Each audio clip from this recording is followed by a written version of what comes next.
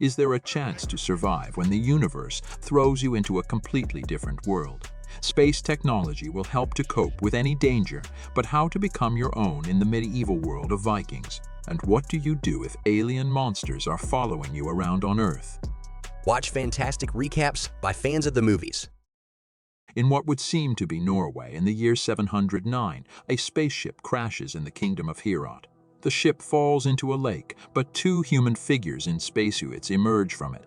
One of the survivors seems to be wounded. The other drags his comrade to shore, removes his helmet, and loses consciousness.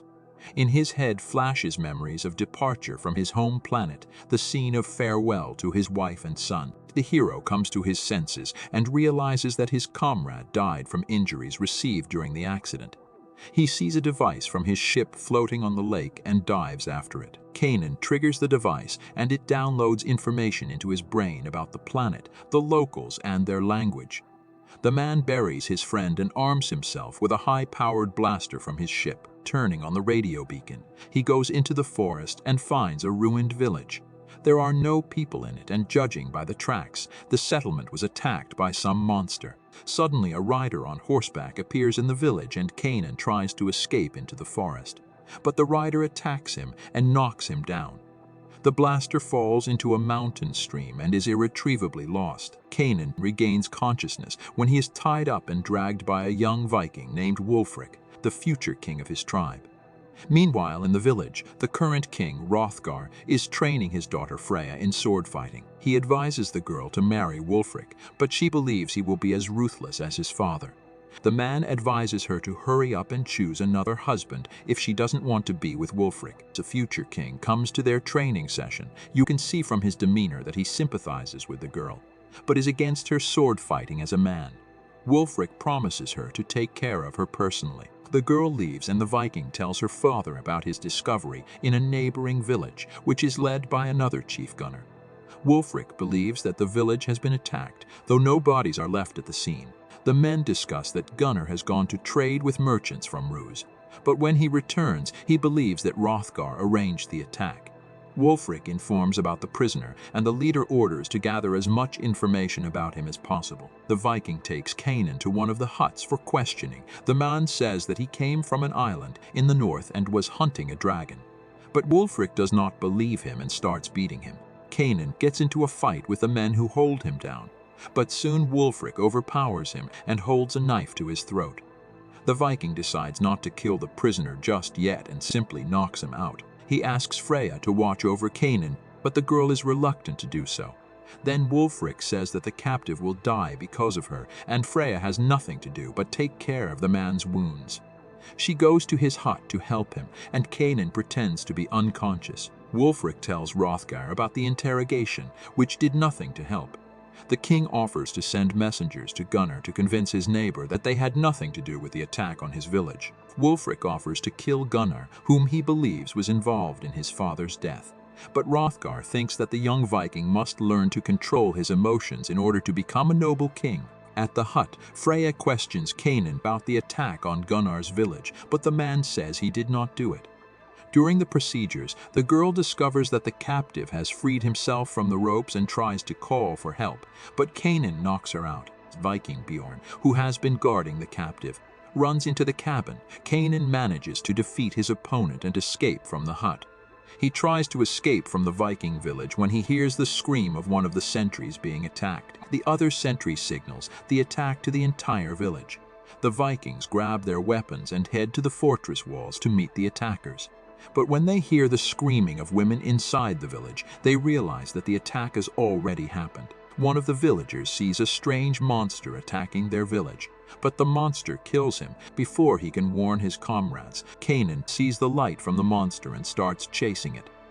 Bjorn thinks that the prisoner is involved in the attack and goes after him too. The monster kills the Viking and drags his body. Kanan tries to pursue him, but the village warriors do not allow him to do so and take him captive again. Hrothgar and Wulfric examine Bjorn's body and see huge claw marks on it. In the morning, the men try to find out who attacked their village. The Viking Boromir believes they were attacked by a band of Franks, while Wulfric claims it was a bear. He points to the huge claw marks on Bjorn's chest. The men bring in Canaan, and Hrothgar demands to know about the dragon he hunted. The man says that his people call these creatures Morwen. The monster lures its prey with light and kills it. Canaan says that he is to blame for the monster's appearance in Viking land.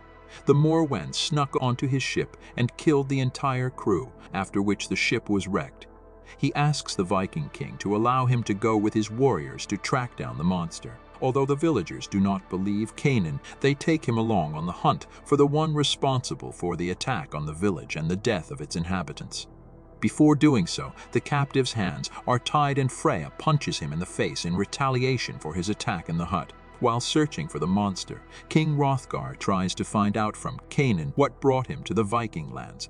The man tells him that the monster killed people in his village as well, and they were taking their bodies to bury them. But apparently, before the journey, Morwen snuck onto the ship. Wulfric finds the remains of the animals the monster killed. He suggests we split up to hunt down the beast. Hrothgar leaves with Boromir and orders Wulfric to take Canaan with him. After a while, they hear one of the hunters shout and go galloping towards the sound. They see a large cave. Before entering it, Canaan takes the sword of the slain hunter. A large bear appears from the depths of the cave, and Hrothgar tries to strike it with his spear. But the beast pins him against the cave wall and is ready to kill him when Canaan saves the Viking king by piercing the animal with his sword. At this time, other warriors come to his aid, and together they all defeat the beast. In gratitude for his rescue, King Hrothgar frees Canaan from the ropes and hands him a sword. In the evening, everyone in the village celebrates the victory over the dangerous predator and invites Canaan to join them, as a guest, not a prisoner. Boromir tells one of the women about the hunt and is heard by Freya. She learns that the former captive saved her father's life. Hrothgar and Canaan are enjoying a meal when they notice a boy. The man wanted to give him a treat, but the child wants to see the sword that killed the fearsome bear. Canaan agrees to give the weapon if he will admit what his name is, and he gives his name Eric. The king tells him that the boy's parents were killed a year ago during a raid, but the villagers take care of him and the child will be fine. The drunken villagers suddenly start demanding a game. They line up in a rectangular perimeter and hold shields on their shoulders. Wulfric climbs on top of them and starts jumping from shield to shield. He suggests that Canaan repeat his maneuver. He agrees and the men begin to chase each other. Wulfric does a somersault and lands on the next shield. Canaan repeats his actions, but the shield breaks and he falls to the ground. Canaan goes outside to freshen up and is followed by Freya. The girl thanks the man for saving her father during the hunt. He continues to insist that the bear did not kill the villagers and warns that Morwen will return. Suddenly, in the middle of the night, there is a new attack on the village. Gunnar warriors have come to avenge the destroyed village. The leader of the attackers himself finds Hrothgar and confronts him. He gradually defeats the enemy, breaks his shield and prepares to kill him. But at that moment, Canaan comes to Hrothgar's aid. Gunnar's warriors gradually realize that they have failed to win and drag their leader back into the forest, though he is ready to fight to the end. Gunnar stands at the village gate and accuses Hrothgar of killing his wife and son, emphasizing that he did not leave their bodies for burial. Freya treats Canaan's wounds and talks about the feuding Viking tribes. According to the girl, the Gunnar tribe did not come to their aid when the Vikings were confronting a Frankish raid. Their enemies ambushed and killed Helga, Wulfric's father. Meanwhile, in the forest, a monster starts killing Gunnar's men. The survivors return to the village of Hrothgar and ask for help. Wulfric thinks it is a ruse and orders the archers to shoot. The warriors kill several enemies until they see Morwen dragging one of them with him into the forest. The Vikings let the fugitives in behind the walls of the fortress, and their leaders begin to discuss how to defeat the monster.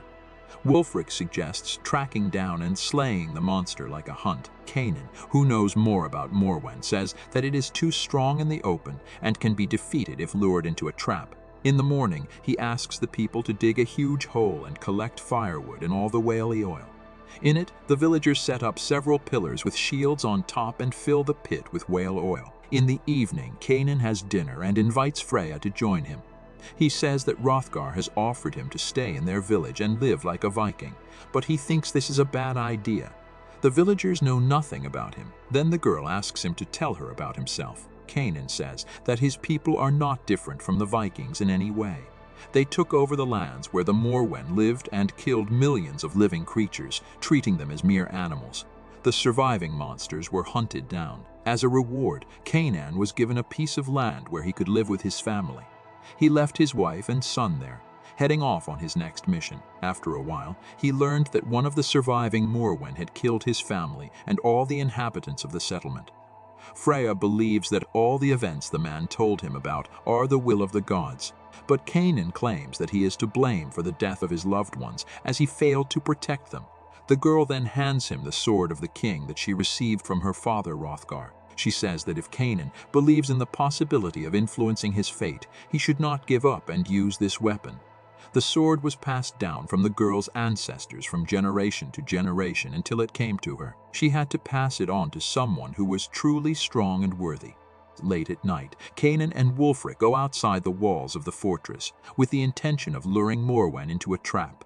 In the darkness, they throw a torch, discovering that the monster is waiting for them on the other side of the bridge. And the monster approaches, but at this time a priest comes out of the village claiming that the creature is the devil. He asks him to leave the place, but Morwen kills him. Then Canaan and Wulfric throw their spears at the monster and start walking away towards the trap. They rush through the shields like they did during the game, and Canaan crosses safely to the other side. But Wulfric falls into the whale oil and faces death along with the monster that was also there during the chase. Canaan helps the Viking get out, and the warriors from the village start shooting flaming arrows into the pit. The trap explodes. At this time, a smaller Morwen appears in the feasting hall where the women and children are sheltering to protect the inhabitants from the smaller monster, while the trapped monster gets out and continues to kill people despite the flames. Hrothgar steps in to fight the smaller monster. However, the fast and powerful beast overcomes him, inflicting fatal wounds. The adult creature flees into the forest, killing Gunnar along the way. In the morning, the inhabitants of the settlement head out in search of a safer place to live.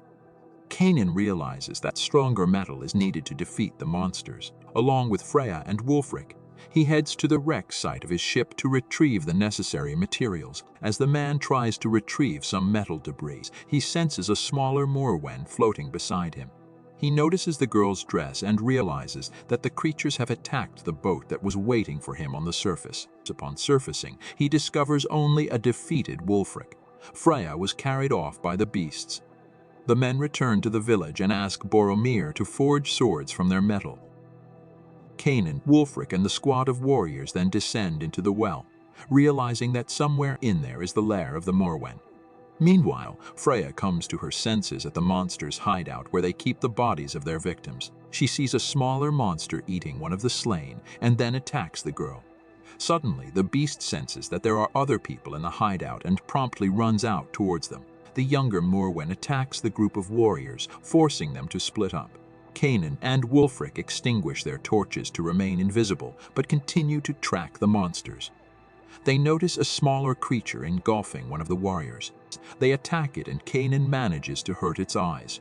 However, before it can escape, the beast inflicts a fatal wound on Boromir. With the man's death, Canaan screams with hopelessness, and his voice reaches Freya. The girl begins to call out to him, but instead of the man, a blinded Morwen approaches her. Freya slowly backs away, but gives herself away by stepping on a bone. The creature lunges at her, but is not hit. Canaan and Wulfric soon come running to the girl's scream, but they are separated by a wall with only a small hole in it. All they can do is push the animal away with their spears. Freya is unable to squeeze through the hole in the wall, so Canaan passes her sword through it at the very moment Morwen rushes at the girl. Freya swings the weapon and chops off the monster's head.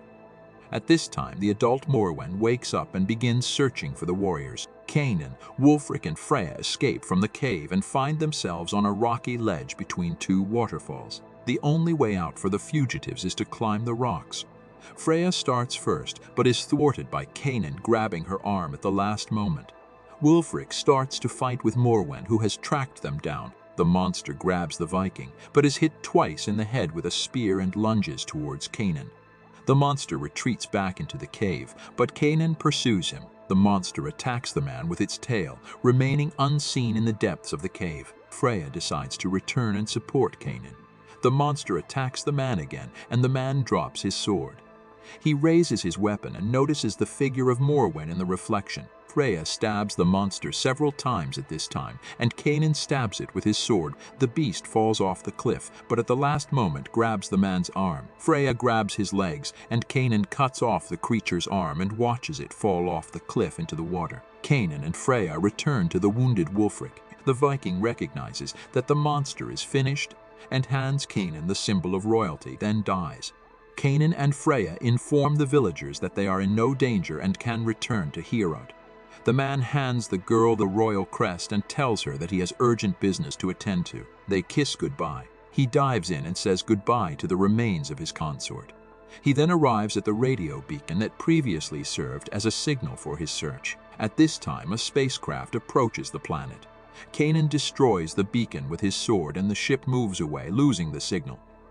Freya has been watching stealthily the man's actions all this time and sees the starship moving away. Kanan returns to the settlement for the funeral of Hrothgar and Wulfric. Freya hands him the royal amulet, and the alien becomes the tribe's leader. He later takes Freya as his wife and adopts Eric, replacing his lost son. The girl believes she is the only one who knows Kanan's secret, that he was sent to the Vikings by the gods. However, when the time comes for him to return to his native people, he decides to stay with the Vikings. Watch fantastic recaps by fans of the movies. Do you think aliens could have visited our planet in ancient times? Your comments under the video are bright sparklers. Become a part of the colorful show and leave your thoughts below the video.